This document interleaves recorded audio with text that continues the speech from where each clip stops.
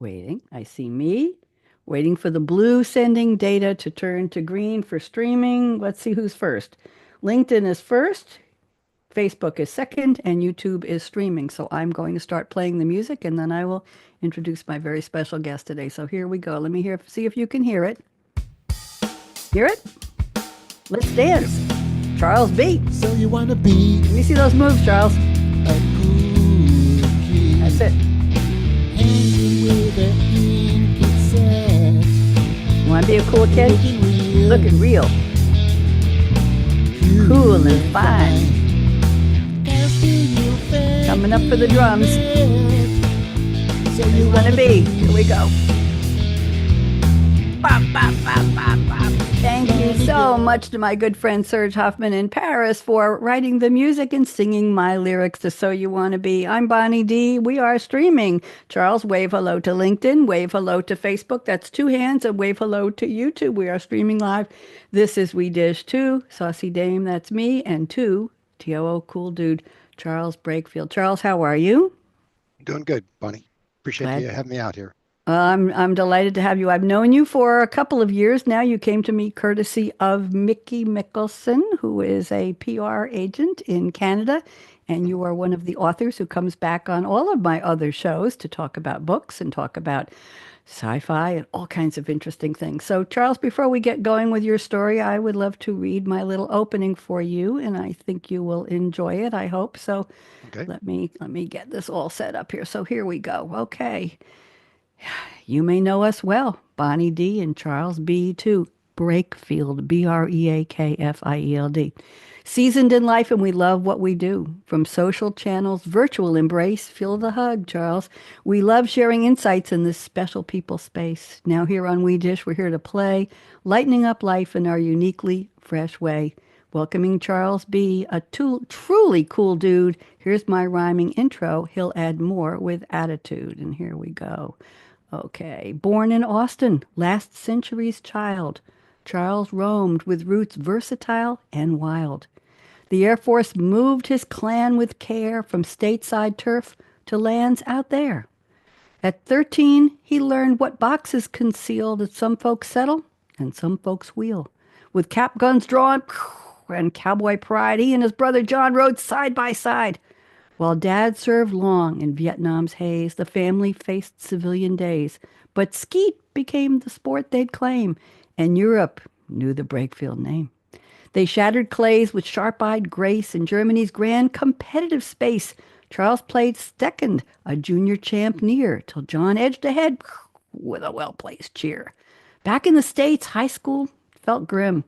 Though football dreams had once burned within, Texas schools and stubborn streaks led Charles to knowledge, not papered peaks. From comic books to sci-fi scenes, he built a biz with vibrant means. But funny books couldn't claim his soul, so computers called Charles and filled that role. Lands and telecoms, circuits tight, he mastered all with sheer delight. If it ain't broke, he liked to shout, take it apart, then figure it out. I'm like you. At work, he met his future co-creator, Rox Berkey, his writing collaborator. Together they wrote with a tech thrill dash. Their Enigma series tales made quite the splash. One of the first in their genre bold, they turned geeky grit into fiction gold. Now, techno thrillers are all the rage, thanks to Charles and Rox turning page after page after page. So let's raise a toast to this cool dude's run. From caps to cables, he's gotten it done. And now he dishes with Bonnie D with his flair and hers, and stories and swagger and wisdom to spare. What'd you think, Charles?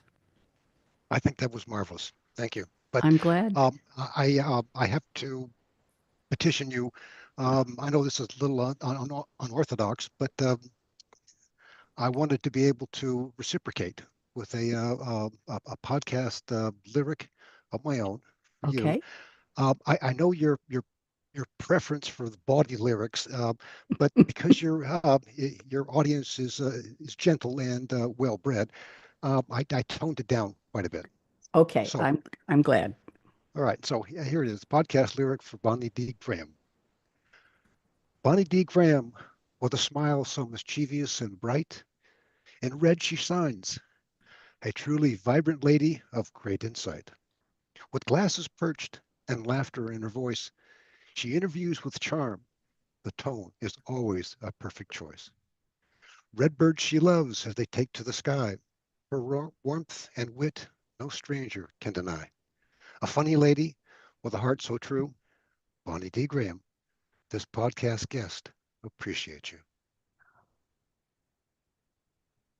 Takes a lot to make me be quiet. That was lovely. Charles, I am flattered, I'm appreciative, I'm honored, and I'm absolutely amazed. That was lovely. Thank you. You got me. I want to finish up with my last four lines to cap off my opening for both of us. So here we are. We're here on We Dish, chatting on life's score, culture, music, food, and oh, so much more. Join us live or on demand, day or night. We're not going to be here. That's what on demand is for. And enjoy our dishing with shared delight. Meet us for real in our live streaming glow. Comments are welcome. Just play nice. We know who you are, you know? We dish. Two saucy dame and cool dude too. Bonnie D and Charles B dishing on life's fun. Pour vous for you. So there we go.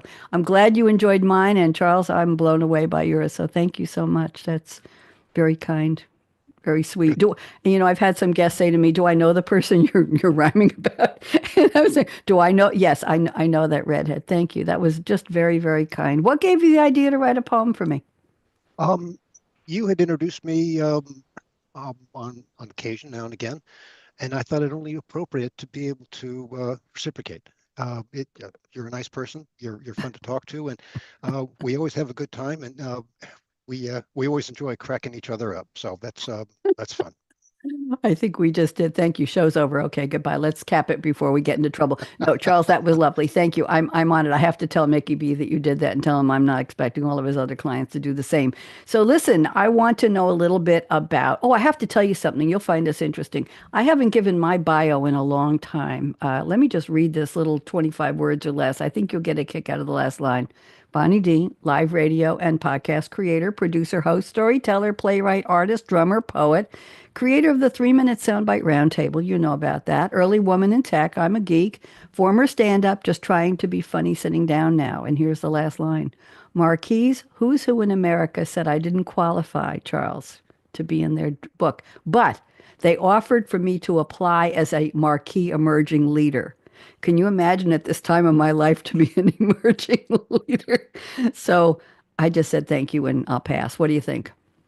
Um, there are more than a handful of people whose best career started late in life. So I wouldn't discount that. I mean, I know 35 is not a real late date for you, but I mean, hello, come on. I've been on the radio for over 20 years, so let's leave that one alone. Okay, very much. I want to show you. We have a bird visitor here.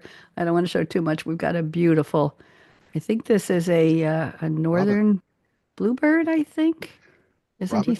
Robin, I'm not sure. Bluebird. They don't say Robin. They have an AI lookup on these. That's by Okay, BirdFi. Okay, okay. so let's talk about music. And this is something I don't really know about you. So why don't you tell me a couple of your favorite cool dude songs, what defines you, what motivates you, influence you, or just your favorites? Go ahead, Charles. Okay. Um, the one that I guess that jumped to mind when you asked me that question is like by Frank Sinatra. It was a very good year, and it starts off, and it kind of chronicles his life. He starts off with when I was 17. It was a very good year. It was a good year for small town girls, soft summer nights. We hide in the lights on the village green. Um, 17 for me was looking back on it was I guess monumental.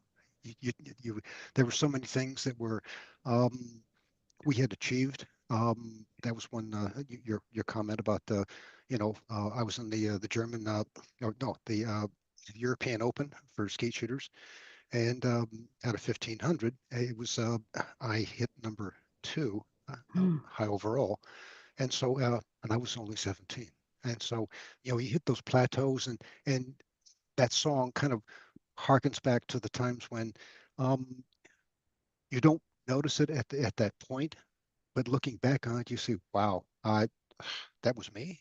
No kidding. and so the song goes on, and it talks about several things that are very significant and I very want to give insightful. you the history of that song because I personally know the writer and I know the story that Ah, goes with it, and I know how Frank Sinatra found the song. His name was Irvin, Ervin Drake. He was president, I think, of the American Music Association or ASCAP years later. He lived in Great Neck after a while. He was a regular at the Gillies in Manhattan with all the big songwriters, and he knew Sammy Davis and the whole group.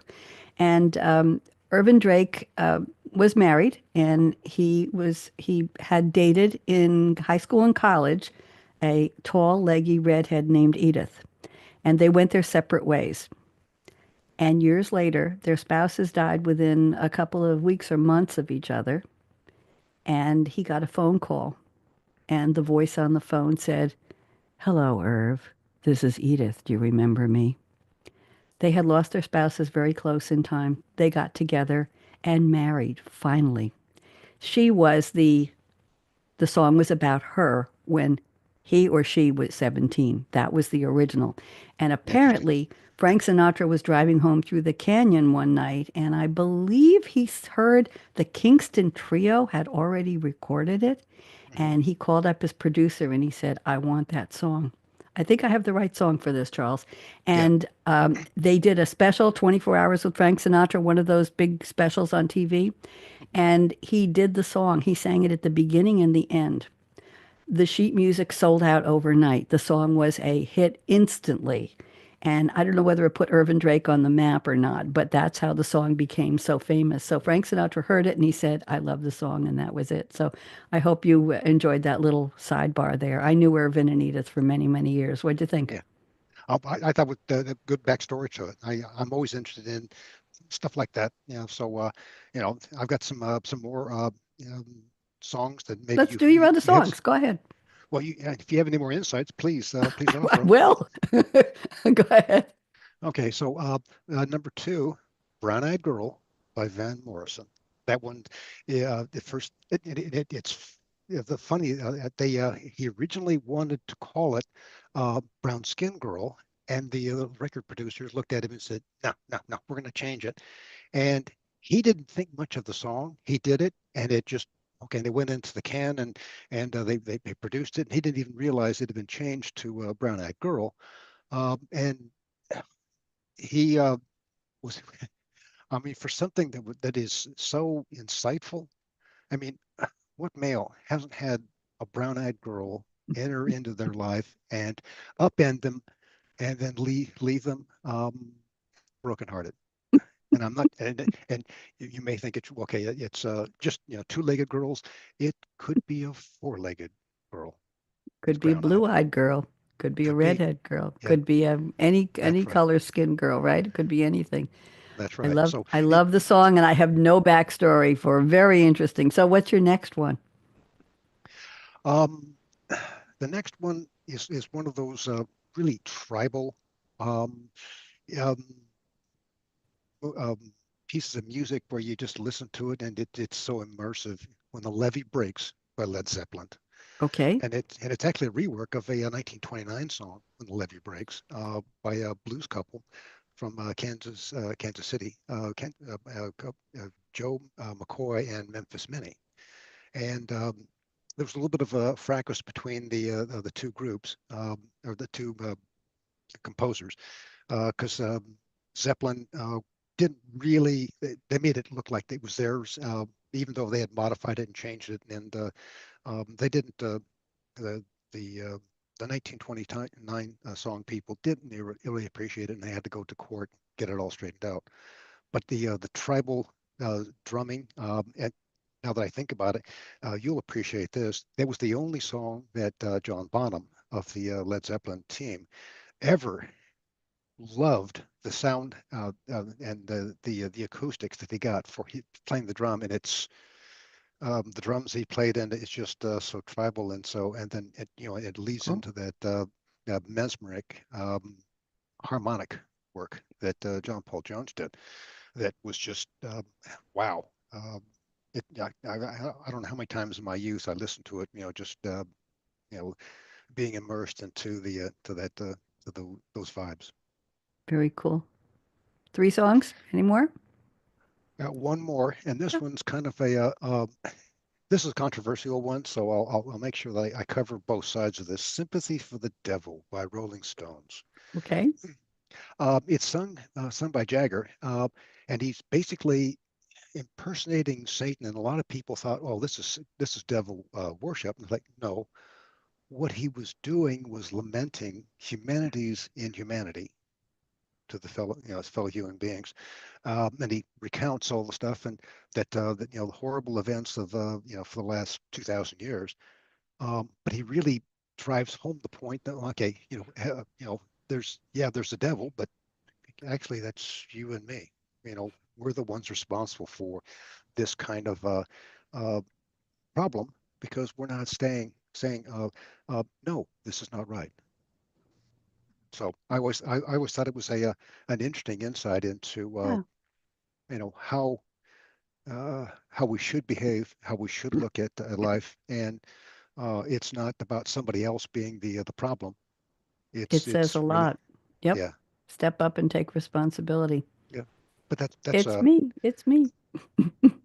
Yeah. Thank you. Thank you. Very interesting. I'm going to give you a quick rundown on my songs. I haven't updated my song list in a while, so I say the same songs in a different order on all of the Cool Dude shows. But I'll go back to one of the early ones I like is Girls Just Want to Have Fun by Cyndi Lauper. I think I'm doing that right now. Groovin' by the Young Rascals. I'm sure you can relate to that. Then a couple of independent songs, You Don't Own Me by Leslie Gore, and I Am Woman, Hear Me Roar by Helen Reddy, unintentionally rhyming. Another one, Janis Joplin, her wonderful Me and Bobby McGee from 1971. Freedom's just another word for nothing left to lose. And I think we both can appreciate that, Charles. And then talk about what you need there is Hit Me With Your Best Shot by Pat Benatar. Respect by Aretha Franklin. I Will Survive. I Will Survive. Gloria Gaynor. And one of my all-time favorites is New Attitude by Patti LaBelle. And then I used to teach dancing, so I like Dancing Queen by ABBA. Happy Dance by Mercy Me, which is a Christian rock band, and the song has a wonderful video. If you've never seen it, just look up Mercy Me, Happy Dance. I can send you the link, and it's just joyful. It's not a religious song, it's joyful. It's not how you move, it's what moves you. It's a wonderful mantra for life. Recent Megan Trainor song, I Feel Better When I'm Dancing. I like that one a lot. Dirty Dancing, speaking of dancing, Bill Medley saying, I've had the time of my life. I think we all know that one. And let's see, a couple more here. Donna Summer, Charles, I used to be a disco dancer. I'll use the term loosely exhibition dancer. I was doing some competitive dancing and entered some contests way back in the day when I was living in Eugene, Oregon. I had a professional partner and we entered a disco Hawaii contest and we danced to Heaven Knows, which was part of the MacArthur Park suite that Donna Summer did.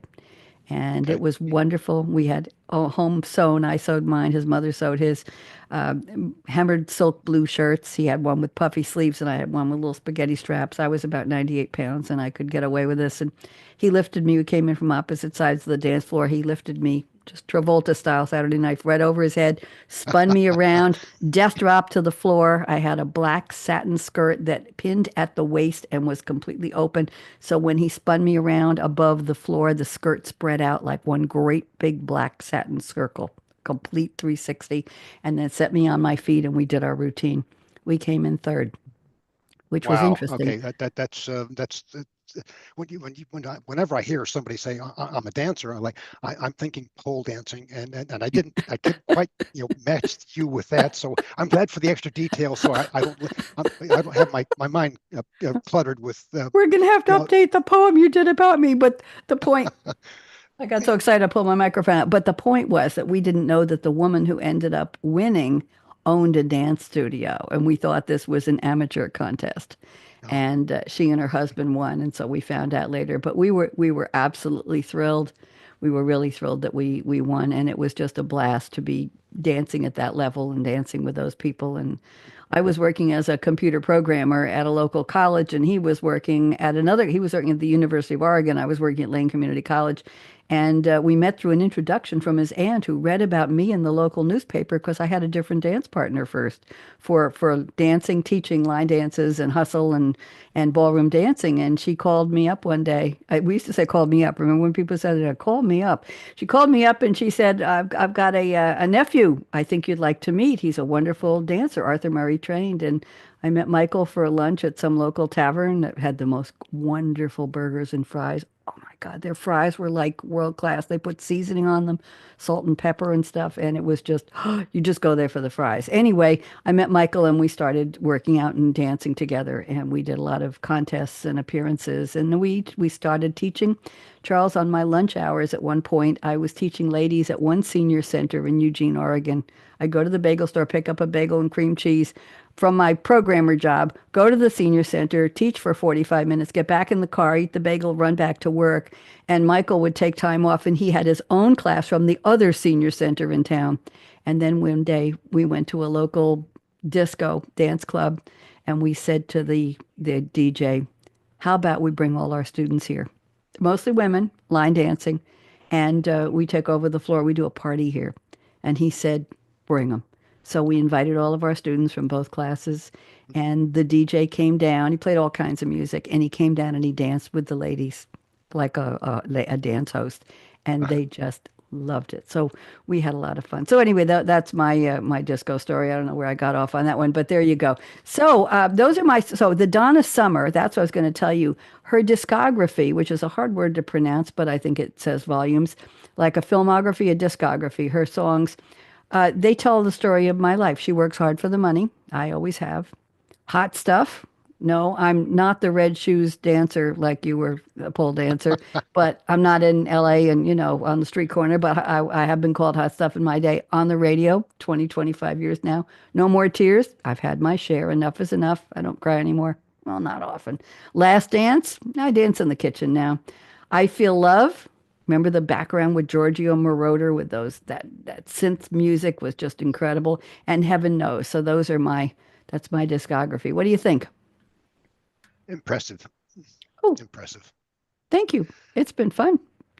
Well, Wait, what? opens up the playbook for Bonnie that I appreciate you sharing that with me. Thank you. You're very kind. You're not supposed to say that as the guest. I'm supposed to tell you I appreciate your sharing your song list with me. Thank you very much, Charles. You're Hey, being we're just very, very. talking. We're just We're, talking back and we're forth, just talking. That's right. You're Yeah. you're you're being a very cool dude, and I appreciate that very much. So let's go to the next part of the show. Oh, I forgot something. This is terrible. Enigma. Tell us all about Enigma. How when you and Rox come up with it? How many books do you come on? Let's do a little deep dive on what you actually are doing these days. How many books? When did you start? What is the theme? How fast do you write them? What has changed over the years?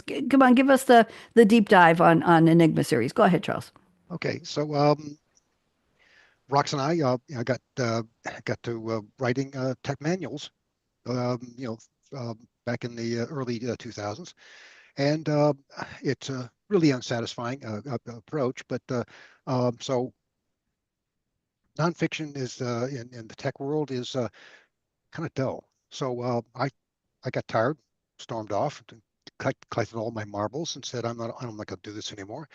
And 6 months later, 3 months later, she comes back and she goes, here's the first 6 chapters of our new series. Here, fill in some of the blanks. I've got to go, and you're already late. So I'm like, well, huh? And it's the parting shot over her shoulders is, by the way, we can kill people, not go to jail in this series. So have a nice day. Wow. Uh, Okay. so we're up to almost 30 books. Um, we've got tech thrillers, we've got cozy mysteries, we've got women's contemporary, we've got you know, children's books in the Mm, chapter reading from ages 8 to 12. And then we've also got the audiobooks to go along with them, done by our Mr. Derek Scholes, who is mhm. the voice actor for the series, and we have to have a voice actor because at 150 characters, he has to keep track of them because we bring them back, some of them back, and some of them were brand new, and Mm-hmm. they're all characterized. So the thriller series, we got invited to write the cozy mysteries with a Mm-hmm. group called the Underground Authors, and so we're finishing that up, and I guess we do about 2.2 books a year, statistically speaking. And the one that we're working on right now is I'm quite pleased with the way it's shaping up. Um, we had Rox and I had our first how should I say it, spirited discussion about how the damn thing was going to be written. To quote somebody else's phrase, not me. I don't use that kind of language. Um, so we've yes, we make a better product by banding it back and forth using our patent pending technique of the literary ping pong. So um, we have fun. We've got for the we have really closed in on awards for this past year. We've got 9 awards for 3 different books Oh, for the last 6 months. Uh, Very gratifying. It's a sure. lot like that. The first time when we were shooting in Germany, and we got our applications handed back to us because we did so poorly right up front. Oh, And um, by the 3 years later, we dominated the scene for mm-hmm. skeet shooting, and so it's I guess a little bit of a deja vu of Yep. hey, the long hours, the hard work, the effort Yep. has really started to come through, and people are going, wow, tell me more, and that's really the fun part, Bonnie, as when you've got that you hit that stride, and it's Mm-hmm. like, you know, uh, this is my day job, writing, Yep. looking up the technology, doing the research. Those are the things that fill my day when I'm not talking to ladies that wear glasses and red hair. So I tried to buy red glasses, but the prescription came out wrong. And I even have glasses with sparkles. But next time we talk, I'll wear different glasses. Uh, Very, very interesting. Where does the inspiration come from? Does Rox come up with the ideas? Do you come up with the ideas? You mentioned cozies. You remember books for women. You mentioned children's books. Where is this something that you at the beginning of the year you say, well, it's going to be another 2.2 books this year, Rox. Let's write this. Let's write that. Let's expand. Where do those ideas come from, Charles? we're both technologists. We've been at it Mm-hmm. for a long time, and the tech problems that show up, the threats, the bad actors from the dark net. There's Mm-hmm. an endless conveyor belt of great stories Yeah. that we take and morph. So the technology is real that we write about. The people are fictional to be able to illustrate it, and that's the blending that gives us the storytelling um, palette that we need to be able to turn out something that's engaging and fun or heartfelt or amusing or you know tender. So those are the things that we look to do, and um, I'm always looking at the horizon. So is she, and I so like the we palette. I like the visual of the palette. By the way, if you're ever looking for a female voiceover person for some lady characters, you have my number. Okay. yes, ma'am, I can Okay. do that. Okay. Good. So Uh, Now, if we do bring you in, you will teach me some of the expletives that you've mentioned on some of the other podcasts. I mean, those were uh, there's some definitions I need clarification on. So, I you know, have to think about what you're even talking about, but we'll talk offline. Let's okay, go to all right, the part of the show called OTT, Off the Top, Fast and Furious. I'm going to pick 3 topics. I'm going to ask you a question. You'll answer your best, and then I will give you my side of the answer. So it's a conversation. It's not a Q&A. Charles, here's 10 questions. Answer them, and then we'll move on. We're both talking. So let's go to how do you start your day? Is there a specific drink, a specific beverage, food, meal that powers you, Charles? I don't know what time your day starts. I know you're in one time zone beyond me, earlier than me. So I'm in Tennessee, you're in Texas. And what powers you? What do you do to start your day? Well, I got hooked on very strong coffee. Mm, And when I say strong coffee, I was doing a tech support scenario in Brazil mm. um, in my youth, which could be last week or it I could was, be yeah, don't take my line last week, Charles. Okay, go okay, ahead. Go ahead. I all know right. it. Anyway, um, by 2 o'clock in the afternoon, we're all kind of like fried, but I got to go 2 more or 3 more hours. Let's go down and get some coffee. And um, I was cautioned. Okay, well, I'll get you, a nice espresso. And I get this little dinky cup, about like so, and you can practically eat it with a spoon. And I said, it, huh? No, no, I want, senor, I need a big cup of this espresso stuff. And he Grande. goes, grande. He goes, wait, so he has two? I said, no, no, 12 ounces. He goes, if you wish, senor. Oh I dear. powered down that 12-ounce espresso cup. After that, I could see the future. Okay. I can't do caffeine anymore. I couldn't even do the little cup, and you'd be scraping me off the ceiling, Charles. Yeah. Caffeine just takes me. It's like, whoa, where'd she go? No, just thinking about it makes me cough. No, I can't do. I do only decaf tea. What have I got here? I've got a mint tea in this cup here, and Yeah. I will brew this. You can't see it because it's green. I will brew this and then I will refill it with water from the filter in the fridge. And then I'll stick it in the fridge and have it cold the next day. And then I'll fill it again. I can keep the tea bag going for about 2 days. And then I'll put it in the microwave, heat it for 2minutes to have with something sweet or a sandwich or a salad. And the next thing I know, it's too hot. So I'll put 2 ice cubes in it. So I can keep this. This is day 2 of this tea bag. So, well, Okay. bless you, my child, for having that much. So, how long did it take you to come down? I didn't need I probably didn't need an aircraft to come back. I could have just flown. But it was about 24 hours. I finally like, Yeah. I think I need to lay down. And of course, you have to, you've overcharged. The recharge point is like almost, well, day and a half. Okay. Anyway, Love learned it. my lesson, but I do like strong coffee. It's just not that strong Yep. anymore. Yep. I used to like strong coffee too. I liked it black. I went to Club Med in Cancun many, many years ago. And I was by myself, and a lovely family from New Jersey adopted me. Mother and father were, a little bit older than me, and their son and daughter were there. And I was in my early 20s. Son and daughter were in their 20s too. So family adopted me. So I'd go down to breakfast every day, and they had pots of coffee. I'm going to call it Mexican coffee because we were in Cancun, but I got to tell you, it was just black and straight, and it tasted like cocoa with a little bit of a coffee kick. And I don't know how, but I drank a couple of pots of that a day. I don't know how.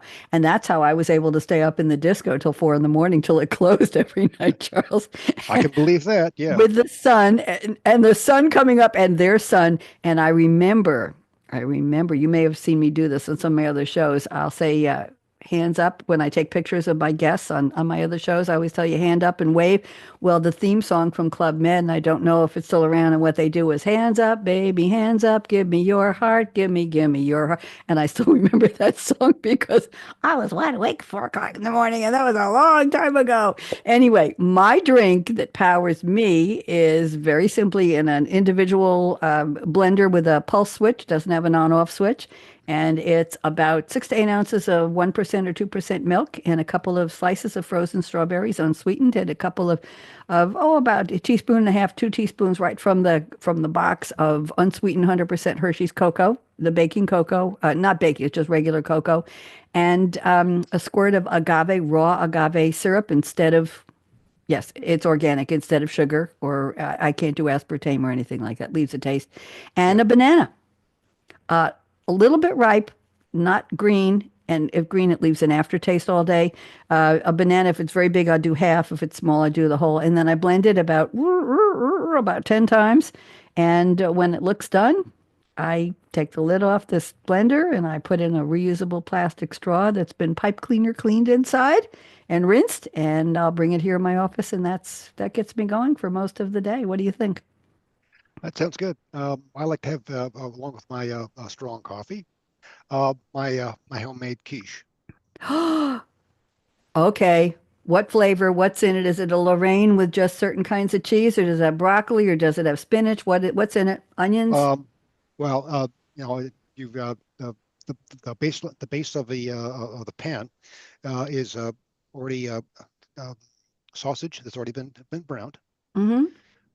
Then diced onions on top of that, and Mm. then mozzarella cheese, and then I'll take the uh, broccoli and the cauliflower. I'll nuke that offline to Okay. get it soft. Yep. So, and then spread it out. Goat cheese is an absolute must in my world. Really? And goat cheese, and then put in some sliced mushrooms. Thin is good, and This then is a coat it one. meal. This is lunch and dinner all combined. Keep going. Keep going. And then one last coating of mozzarella cheese, and then light dusting of Mexican four cheese, heated 350 for 55 minutes. Oh, I forgot to mention that before you do, we have to put the last How many eggs? coat. Keisha has eggs. What about eggs? You mix them with milk, or you beat them first and Yeah, pour it over? five eggs and um, uh, a very soupy mixture of uh, what is it called? Bisquick. Okay. Bisquick and milk. Get it nice Hmm. soupy. Throw in five eggs. It's Whip like a that bad pancake boy up. batter or a crepe batter when it's that soupy. It's Yeah, and like a then crepe. then pour all of that over the top of it until it until it sips in. How many pies does it make? Or do you use a pre-bought, do you use a frozen crust like Pet Ritz, or do you use something No, else? I don't put a crust in it. That's the difference because the Bisquick Oh, it's it got makes the crust. It makes the makes the crust. crust and kind Makes of the crust. envelops it. Yeah, and it Send me the permeates it all the way recipe, through. please. Send me the recipe, please. I use a frozen crust and I just let it come to room temperature a little bit. I don't pre-bake it. And then I usually put my cooked Vidalia onions sliced and maybe frozen spinach that I will cook with the onions first, a little bit of olive oil, a little bit of Johnny seasoned salt. I'll make that as a base and I'll sprinkle Colby Jack cheese, which is two kinds of cheese blended and shredded. And then I'll put it on a baking sheet on the tray in the oven, and then I'll pour the milk egg mixture, no Bisquick, over the top so it doesn't spill over, and put it on a cookie sheet so in case it spills, it doesn't mess up the whole oven. And Right. Yeah. one recipe, I can do two 9-inch pies. Yeah. Well, mine goes into one, but it's like a deep dish. It's about 3.5, 4 inches Oh, wow. deep, and so Yep. uh, and I'll take a slice of that for breakfast along Oh, with my lovely. coffee, and it's uh, uh, Rox Berkey is the one that taught me that recipe. So I like the recipe. If you don't mind, send or ask Rox to. I'd love to receive it by email. That would sure. be great. Yeah, I keep a couple of those frozen crusts, and they're good. They're good as long as they Oh don't have yeah, freezer yeah, yeah, burn. As long as you don't keep them too long. But I go through phases, and if I'm in company or my kids are coming and they're traveling a couple hours to get here, I'll have a warm quiche on the top of the stove ready for them when they yeah. get here for lunch, and they like it, and it's nicely. It's a good idea. It's scrambled eggs and pancakes and everything, and cake, crepes and vegetables and everything. Yours is you got about 150 recipes, 150 ingredients in there, like the characters in your book. Yep. I Yeah, that's admire that. We're turning this into a cooking show. I love it. Let's go to the second part. Okay. Oh, the phone's ringing. Oh my goodness. I'm getting a call from James Cameron, and we got here. We've got Guy Ritchie. We've got Shonda Rhimes. We've got Francis Ford Coppola. We've got all kinds of people calling, and they say we want to make a film or a limited edition TV series about Charles. So, Charles, are you flattered? And who would you like to be your director? What would your genre be? Action, drama, fantasy, musical, romance, comedy, sci-fi, time travel, thriller? What would be the title and who? You can't play yourself. Who would play you? I would think a thriller. Okay. Who you didn't mention Martin Scorsese or Clint Eastwood. Okay. Well, then we can add those. Those are or yeah, don't forget the guy that gosh, what the heck's his name? There's another director. I'll think of it after after I hang up. But he's those are the kind of people that turn out great stories, and Mm-hmm. they have a way to being able to draft the right characters to be Mm-hmm. able to tell a good story, and it's easy to be able to see their stuff. One that did uh, Forrest Gump, that particular director. God, I wish I could think of his name, I'll but look it he's up. You keep talking. yeah. Uh, but he's done some spectacular stuff. His storytelling, and it's not quite as dark as Martin Scorsese or um, Mm-hmm. Clint Eastwood. Has got some. Zemeckis. Zemeckis. I knew that. I just wanted to check. It's Robert Zemeckis, 1994, Forrest Gump comedy drama film, correct? It's actually golly, what the What are you heck's his thinking name? of? Um, the one that did. Adaptation of Winston Groom's story, screenplay. Let me see what we've got here. Screenplay written by Eric Roth, Tom Hanks in the title role, Robin Wright, Gary Sinise, Mielecki, Williamson. Yeah, that's all I'm seeing is Zemeckis. Somebody else you had in Okay, mind? I had somebody in mind that did the Apollo 13. That one I know for sure. Oh, you're But talking about from, yep, okay, Apollo 13. Apollo 13. I will get that for you. We're talking about Wikipedia. Let me get the movie here, Apollo 13 movie. Here we go. And let's do a quick look up here. And we're talking about Ron Howard, of course. Ron Howard, Opie. thank you. Opie. Yeah, Yes. gee, Okay. well, I Mayberry. don't.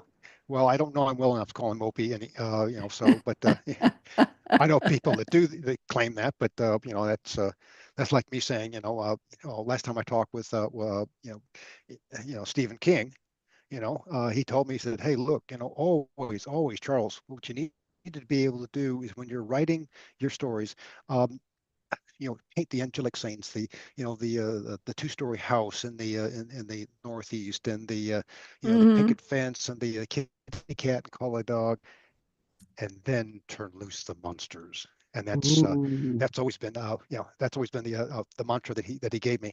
Um, but I have to admit, I was in an auditorium with 3,000 other people, so technically he wasn't talking directly to me. Oh, But but he the was. idea is the same. I mean, Oh, but he was. Of course, he was looking directly at you. Who would play you, and what would be the title of your film? um, who would play me? Somebody that's got some very Gravitas. that's a tough one. Uh, Russell Crowe is probably a little too old uh, Mm. for what I have in mind. Mm-hmm. But something more along the lines of maybe Robert Pattinson, Tom Hanks, Tom Cruise. They'd probably be too mature for what you have in mind, I have a feeling. no, no, Tom Cruise is always got he's got the edge on Mhm. riding a motorcycle. So Yep. definitely got my vote on that. Hmm. He's also he writes and stars in and really pushes great anthologies or its stories, Hmm. adventures, and those are Okay. the kind of flavoring that I would Hmm. expect from that. It's a thinking episode. You don't know what's going to happen, and so Hmm. he does cultivate an excellent story. I don't think I could do a whole lot better than several people, or maybe some unknown that is Could willing be. to be able, yeah, Could be. could What's the title of your film? Enigma Estranged. Ooh. Wow. Would you just be a character in it? Would it be a screenplay you'd write from one of your novels, or would Rox write it? Or would it be your Uh, life story? it wouldn't be a life story. It would be a snippet because I could see it going on. A lot Okay. of the stories that could be cannibalized and turned Okay. into screenplays. Yes. We've done one screenplay off of Okay. out of Poland. It is not for the faint of heart, Mm-hmm. and I am not a screenplay writer.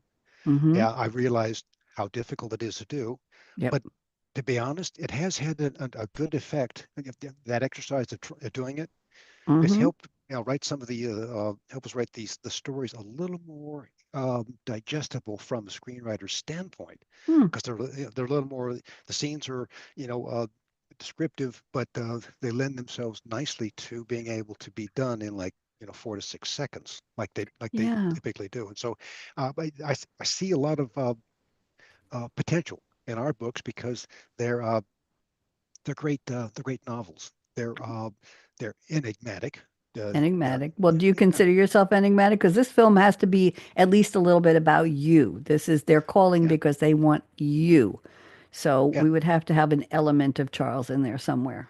Um, for the many roles and technologies that I played, I've been in some late de late night data centers. We're trying to get everything migrated. I'm Mm-hmm. working with with contractors, and then one of the contractors goes off.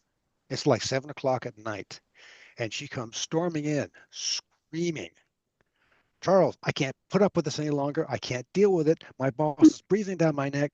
You know, uh, I'm out of here." And she left, stormed out, slammed the door, and we're like, and her boss came in. He goes, "I don't know what I did." And because you've been in technology, you know exactly what she did.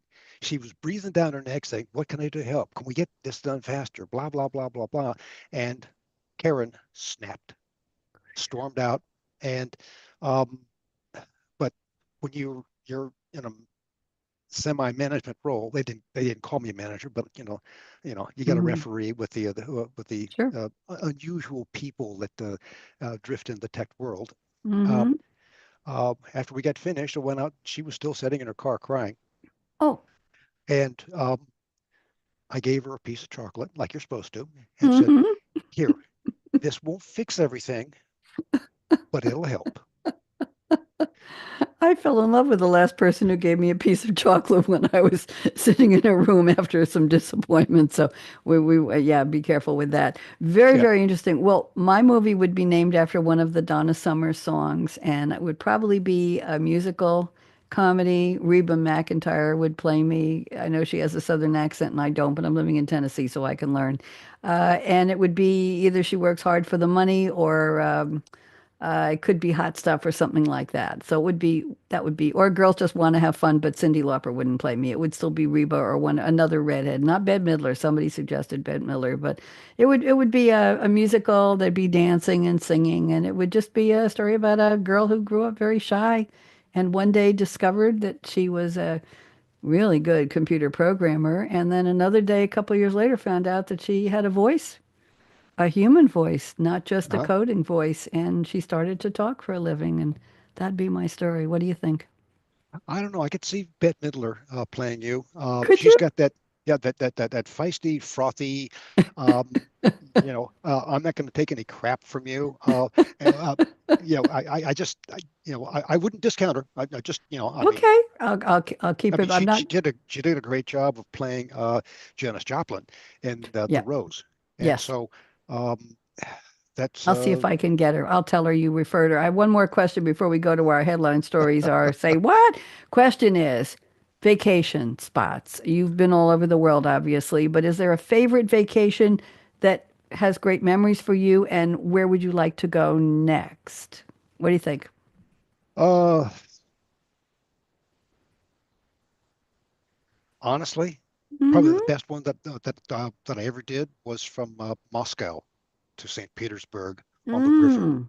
Mm. We went through 29 separate locks that Hmm. had to be to take the boat up and down, Yep. Up and down. mostly I know. down.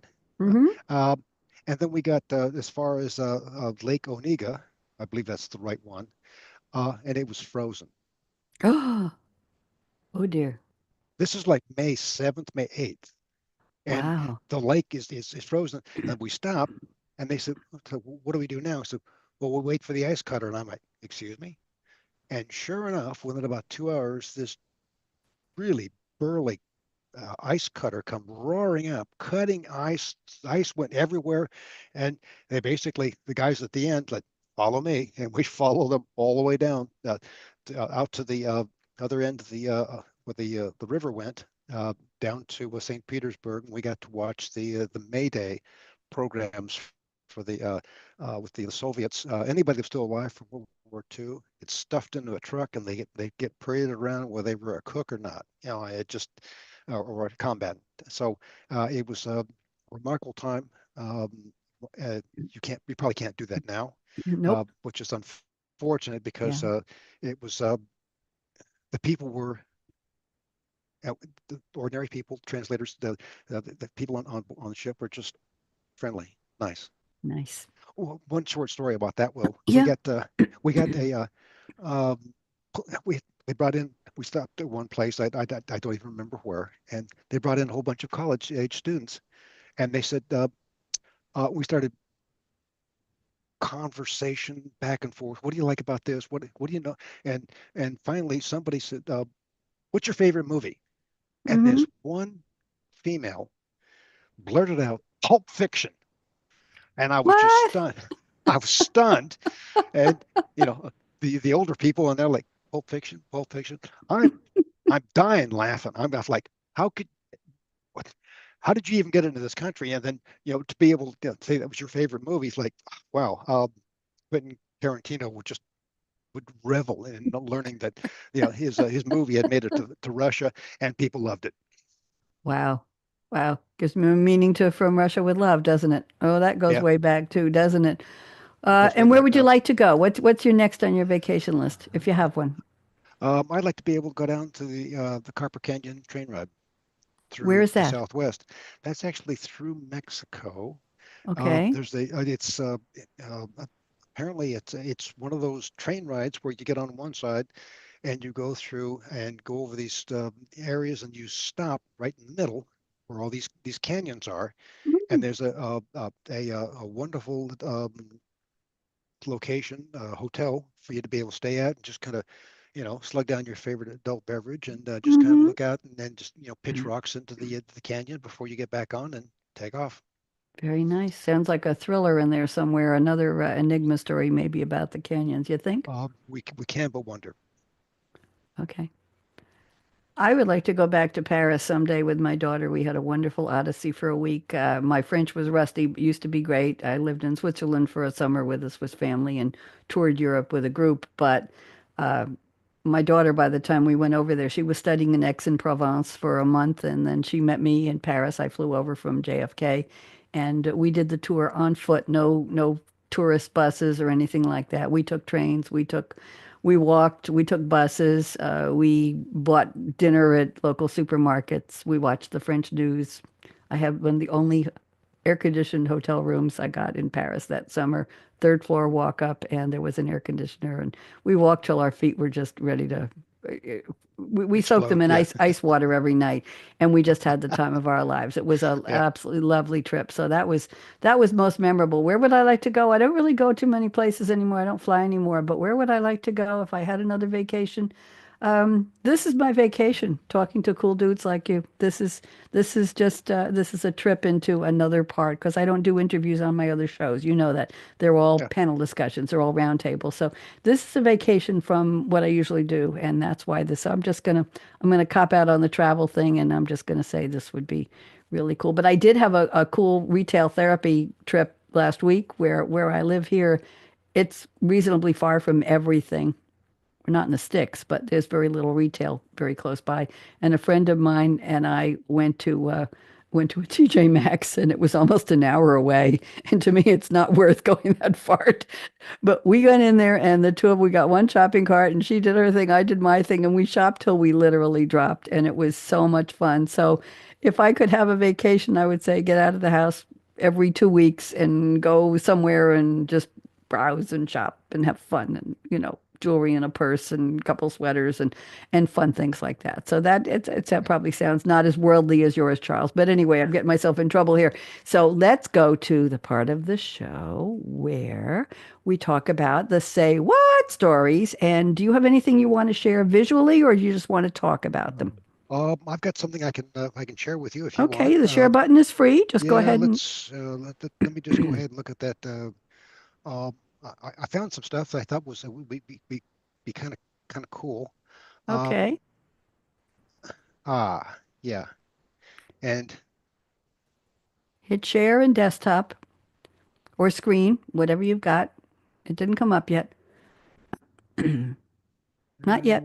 let's see, where is it? The green share button on the There bottom. we It go. Yeah. There you Okay. go. Hit that and then tell it where you want to go. Here we go. Got it. Beautiful. Oh my, tell me about it. I always liked rail cars and trains. I've got two tremendous uh, memories.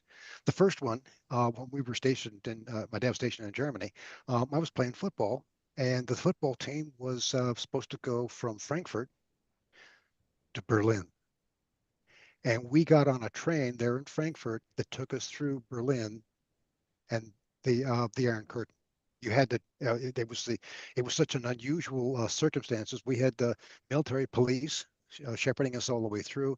Uh, it was one of the things that the Russians didn't like, and so we had to go through, and you couldn't open the windows. You couldn't have any look out and see what was going on because they thought that you might be, photographing stuff.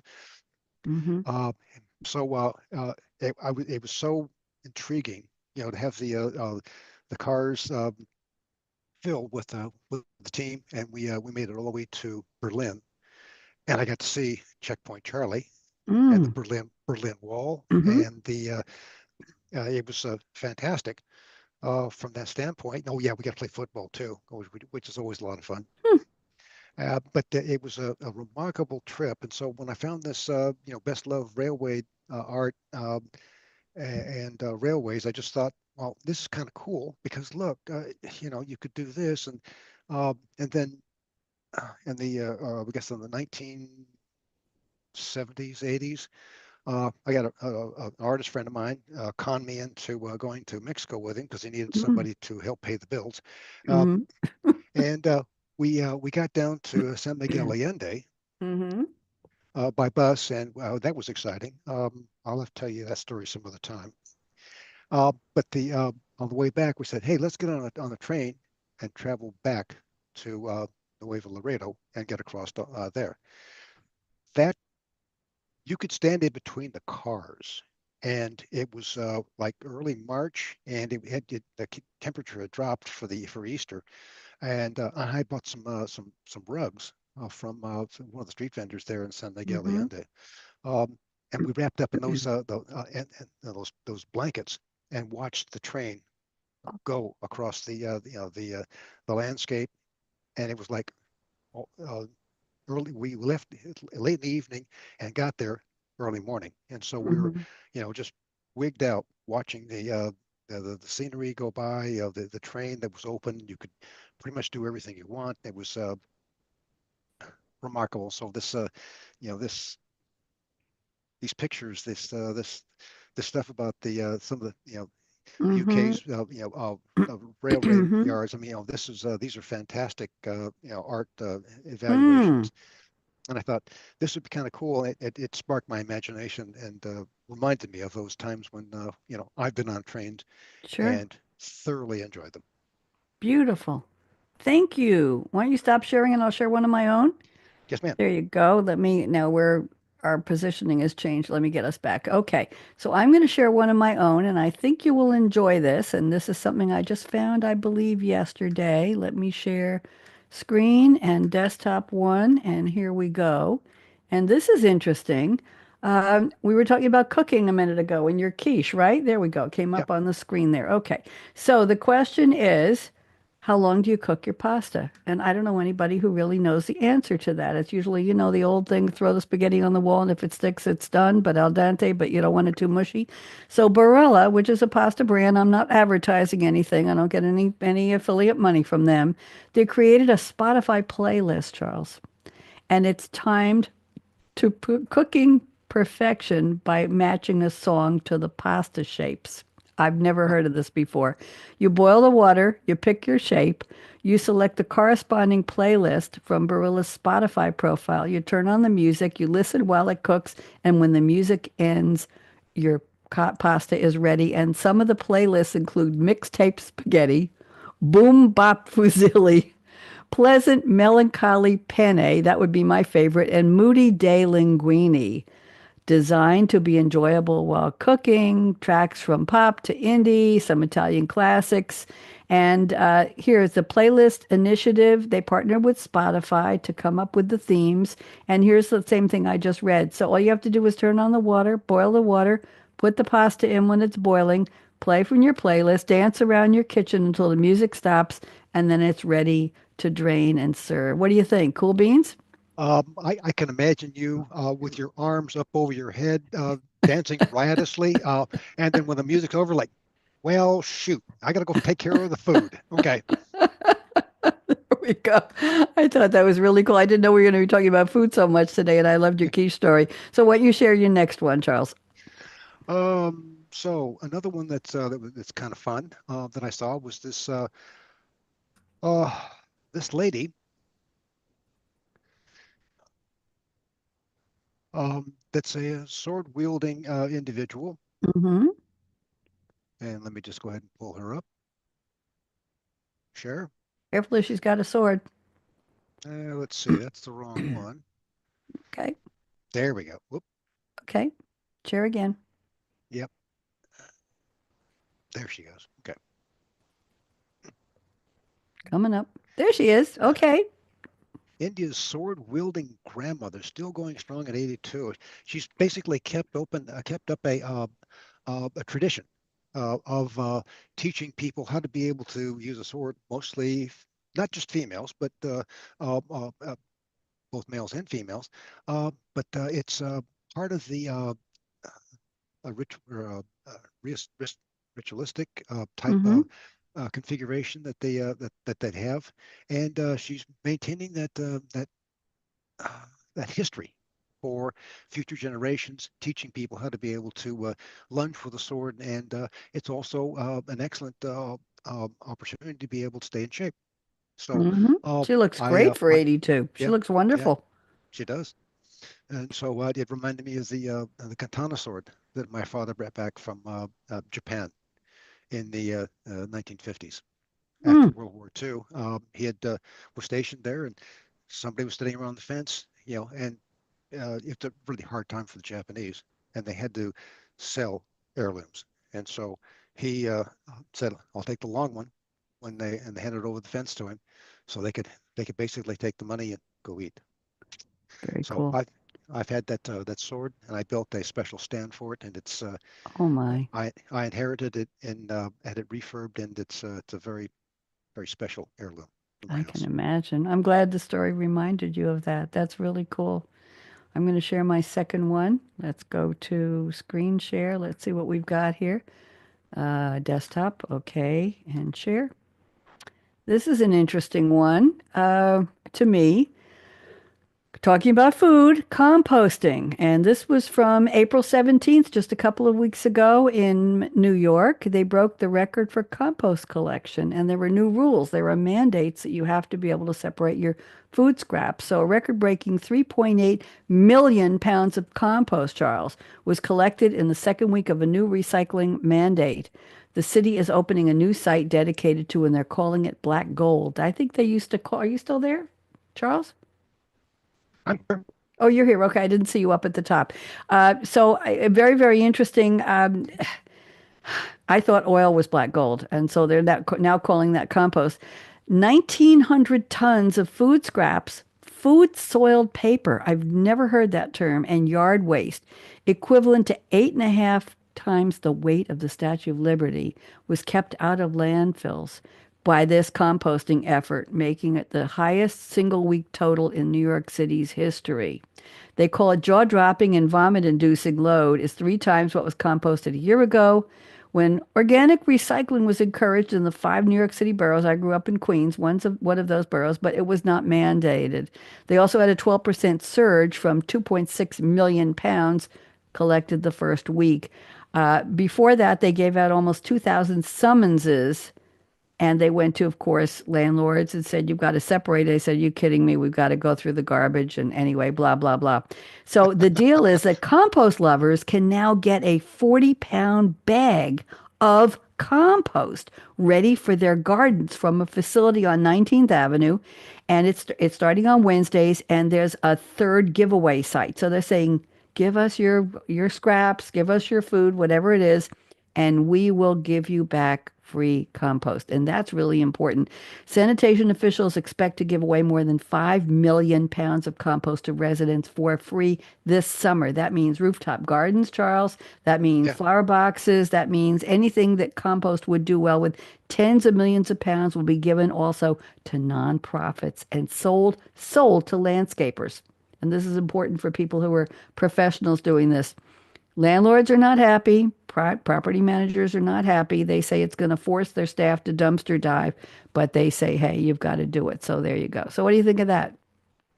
That's remarkable. We compost here, and Mm-hmm. uh, after the I got a real nice unit from out of Canada, and it's got Mm-hmm. two bins, and they you rotate them, and the it cranks out just some tremendous stuff that goes back on the garden and Mm-hmm. the flowers. So um, um, absolutely, Yep. no question, no question. When I lived in Eugene, Oregon, I was married at the time. My husband has since passed away, but he would compost in the backyard, and the stench was quite remarkable. And he discovered, this was way back years and years ago, he discovered some kind of a powder, some organic powder he could buy that he sprinkled on it, and it absorbed the odor so that the compost wasn't. And he used to sprinkle it, I think, down the front. We were renting a house at that point, sprinkle it down the front walk, and we were able to grow pumpkins.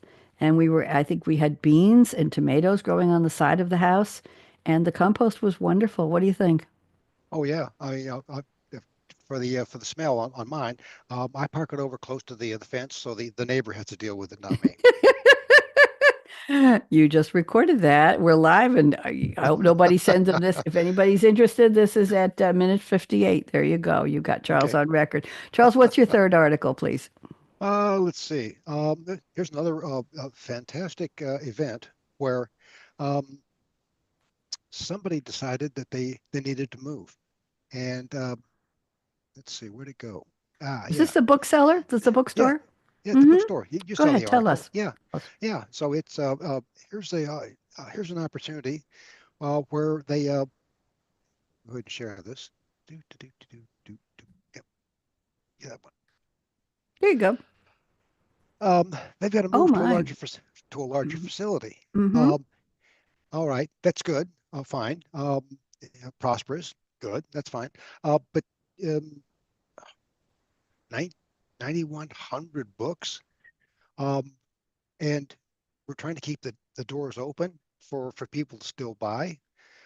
So if you hired somebody to be able to do that, so what they did, they went to the community and said, um, guys, gals, uh, would somebody help? And so the community basically pitched in, and they took turns carting books that Mm, they could from beautiful. one location to the next, put them on, and racked them. They had people on both sides saying, okay, these are going to go to, that, and they had it all mapped out, ready to go. Mm-hmm. And so everybody did. It's the old phrase that they taught us in when I was selling insurance in my youth. A whole lot of people doing just a little bit is an awesome thing, and this is Mm-hmm. exactly what happened. They helped move uh, the 9,100 books from one location to the next. Got the whole community involved. Great advertising. Everybody felt Mm-hmm. good about Sure. themselves to help with it. And having been in the book business, I had my own retail stores for Mm, a point in time. It was I can imagine the the camaraderie, the um, positive outpouring of people saying, "I can help. I can do a little bit, lovely. and you'll profit from it." And gosh, here's the new store. So you're advertising. Yep. Here's our new store because everybody's walking to it. Wow, Yeah. what a remarkable, easy idea. And that's one of those things. But 300 people. Wow. yeah, 350 feet. You've heard the phrase, Charles, the old phrase, many hands make light work. Remember that? absolutely.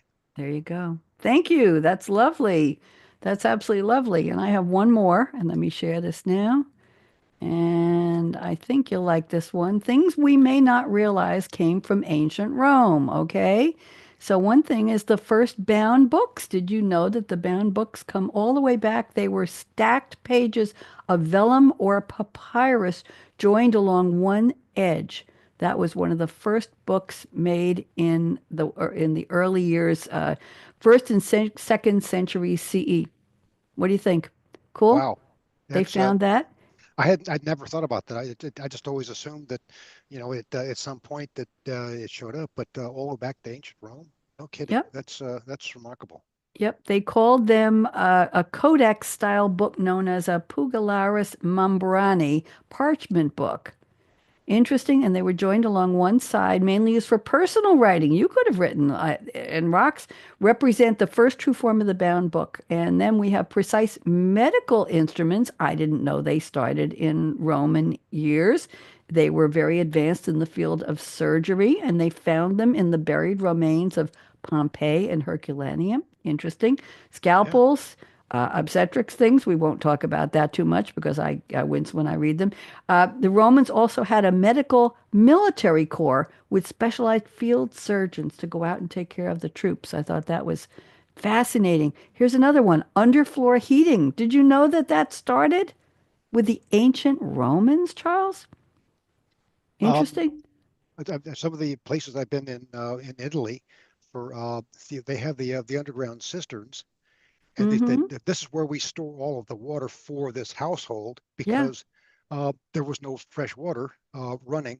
And it's like, well, how this place? Yeah, this was at Pompeii and Herculaneum. So like, Mm-hmm. um, the engineering, some of the stuff is just mind-boggling. But Yeah. underfloor heating and Yes. um, the They had something plumbing. on, they had something, a heating under the floor. They had hot air from a wood burning furnace that was outside of the house, and they channeled it underneath the floor. It also radiated heat in the home. And they have examples in the foundations of villas and townhouses in Roman centers in Germany and England. I thought that was fascinating. Here's a diagram of that. And I didn't know that the shopping mall came from, my goodness gracious, gathering place. First permanent and covered mall was likely built by the Romans. Trajan's Market between 100 and 110 CE, made of red brick and concrete, 6 levels.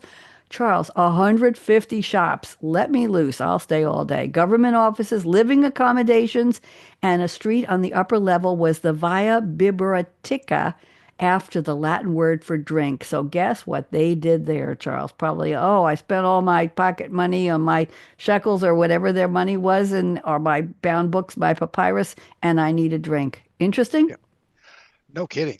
That's but those lifestyle things that you just Yeah. where did they start? I mean, okay, you know, Yep. some of that stuff I would expect to have occurred in also in Greece Yep. and in Egypt. So, but I'm There we always go. fascinated by We've got it. what the old guys were doing when I wasn't here. Sure. Oh, So, I don't think you were. I wasn't either. And the last one is our calendar, which was interesting to me because I talk about this on my Monday night show, which I'm doing in just a couple of hours at 5 o'clock Eastern today, called Read My Lips Cool Conversations with Creatives. And I always talk about what week of the year is it? What Monday of the year is it? How many days are we into the year? And I talk about the Gregorian calendar, and I call Gregorian one of our early creatives. Well, it turns out it was Pope Gregory the 13th. In 1582, he introduced the Gregorian, and the problem was that the Julian calendar, which was following the Egyptian solar calendar, Charles, introduced, of course, by Julius Caesar in 45 BCE, it skipped 13 days, and I believe they were in October. So if your birthday was somewhere, let's say between October 3rd and October 16th, you didn't get a birthday that year because it just went from this date to that date and it skipped those completely. So Gregorian said, I'm going to take care of that. He said, I'm going to put in a leap year with an extra day every 4 years, like the lunar, and I'm going to do that, and we're going to get this all straightened out. So I give credit to Pope Gregory the 13th every Monday night on my show. What do you think about that? So I knew this one. Pretty cool? I yeah, I like that. That uh, dates and time are always important issues for people like me because in the computer world, is the time off? What's the time date stamp on this data set? What's the Mm-hmm. all of that stuff. I mean, if you're if the computer clock is off, um, uh, Yep. we all have to run to our happy place and get our favorite adult beverage to be able to endure. Okay, because Charles, yeah. do you remember Y2K? Yes, I spent a week there one day. Yeah, it I I it was a showed up and marketing yeah, I was a marketing director for a software company, business software on Long Island, and everybody thought once we went from 1999 to 2000, all the systems would grind to a halt because they weren't built to go to all those zeros. They just thought everybody's number systems stopped at 1999, and we got through that weekend, but everybody was on call. I think we worked the whole weekend, and it was a yeah, lot of preparation, a lot of fear for that, and we really didn't have to worry about it too much. So there you yeah, go. yeah. We had a lot of updates to get done, and Yep. um, uh, the watchword was almost everything worked. Okay, so Yep. Yep, and I the remember one very well. And I wrote a romantic uh, comedy play about that. One of my first plays was about a couple, and they met in front of Penn Station in New York, and they went into a cab on their first blind date. And he was a programmer who all of a sudden was in the money because he was a contractor for companies needing help getting their systems ready for Y2K. And those of you too young to know, it was the capital letter Y, the numeral two, and the letter K in caps, and K was for 1,000. So it was 2,000 and year 2000. So that was the code. Charles, I have so much enjoyed getting to know you better, and thank you for being a cool dude. And I have one more question for you. okay. If I introduced you to, I don't know anybody right now, but let's say you met a young person who wanted to be a cool dude, and they said, Charles, you're pretty cool. I watched you with Bonnie D and I thought you're pretty cool. What advice would you give them about starting a life to become a cool dude? What would you say, a couple of pieces of advice, just briefly, Charles? Um, Master yourself. Okay. Become the um, that person that is honorable, has integrity, keeps their word, um, doesn't take things lightly, Mm-hmm. nor do you take things too seriously. Mm. Because as Bugs Bunny once said, you should never take life too seriously because you'll never get out of it alive. Don't we know that's the truth? Yes, Charles Breakfield, it's been a pleasure. I hope you've enjoyed your time with me. Thank I you have. so much for accepting my invitation. And by the way, how did you meet Mickey? If you're not in Canada, were you in Canada when you met him? Because I know he's Canada based. Mickey's Uh, Mickey Mickelson. well, not to put define a point on it, I know people all over the planet. Uh, Okay. and I used to work for my boss was my bosses were Canadian for the most part. Ah. When I worked for Nortel.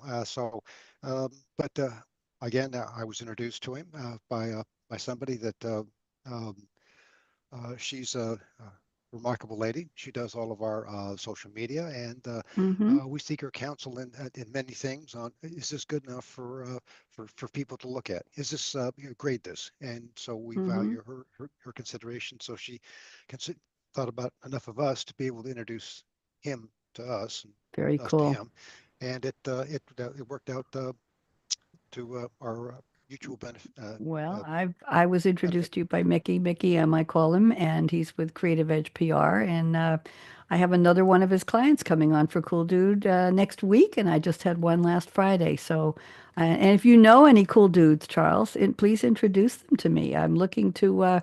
You're number 34, so I'm on a roll here. I'm on a roll. I'm Uh, Bonnie D. This has been just sheer delight. Charles Breakfield, you're a treasure.